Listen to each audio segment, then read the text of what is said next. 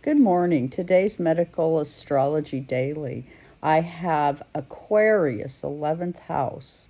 I have partnership. When you look at 11, it looks like 2. The way we interact, it's going to be air, ruled in some regards in a Mercury kind of way, the way we think. But the 11th house is ruled by Uranus, so we cannot forget shocking and sudden unexpected surprises. We have as well in, let's see, I got to look at it, in Venus. And what is that saying to me? That right now there's a huge change going on in terms of what is fair, what looks right and what doesn't look right. And right now, I would like you, if you get a chance, to go see my previous podcast about Debra Haas, who is very much into that provocative and almost shocking element of how she sees the politics of today, which is not exactly the way it's been received. She's been taken as somebody who is real anti-Trump, but actually that's not true at all. She's actually not anti-Trump at all. And nor am I. In fact, I see him as somebody who was more or less a change agent that perhaps we needed to have some things exposed, which takes me right back to this reading where it is saying things that we needed to see in partnership, which we were in a partnership with 45. We were in a time for 4 years, locked in to the 4 corners of life. The way he brought things out, we are now very aware of politics. We're very aware of some of the shenanigans that we experienced as people, as a culture. And we're all kind of feeling like, yeah, no, this isn't appropriate. And this was brought to you by somebody that we think we're angry with, perhaps, for things, crimes that we might have in our minds, like treason, espionage.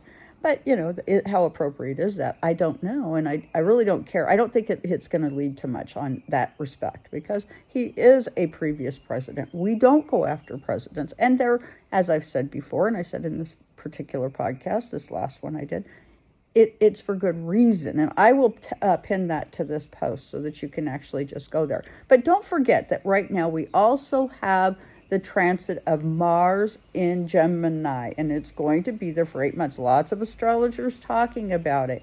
Why does it matter? Well, Mars is kind of how we see things. It's our super warrior. It's our survival. And it's suggesting that the next 8 months could be very much about survival, about what could save your life. So, pay attention. I don't know that anything is coming of the times that we're in, and I don't know that it's not coming. I don't know. None of us do. And we can all sit around and think we have some special talent because we get a feeling.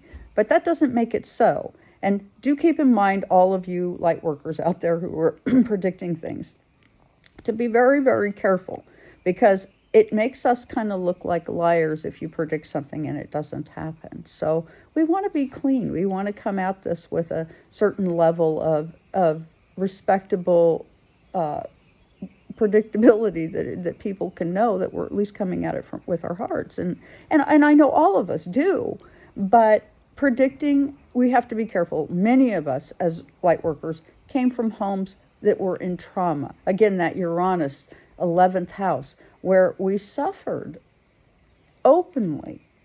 But do keep in mind, that was Spirit's way of hiding Venus, us lovely souls, in plain sight. So don't forget, we're being upgraded, each and every one of us. Each and every one of us. It doesn't matter what side of the aisle we've been taught to be political and divided. We're not political and divided. We're just people. And we have a feeling, we have a thought, we have an idea, and where we're at is temporary. Let go of what you think you know. Open yourself up to something new. Let the information in. Let the light of the sun shine upon your soul. And with that, do please hit the like, share, and subscribe, and check out that video as I suggested. Thank you very much for joining me here today.